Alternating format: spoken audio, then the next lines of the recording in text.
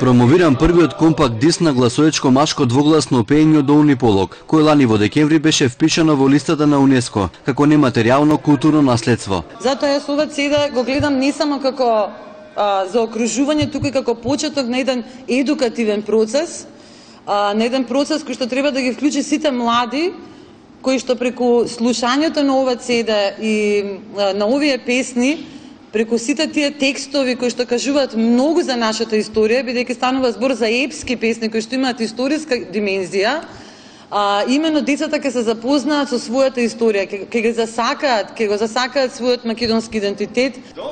CD-то со гласоечко пеење во изведба на триото Гавровски Тетово.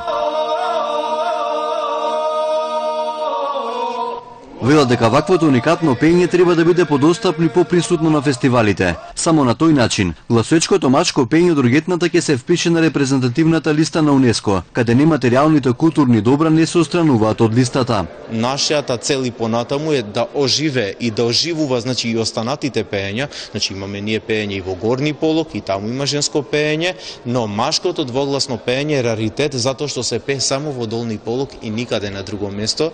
Гласоечко е трето нематеријално културно добро од Македонија. Откако пред 2 години за нематеријално културно наследство на човештвото беше впишан верскиот обичај од Штипско четрсе, а пред околу 1 година македонското Рокопачка.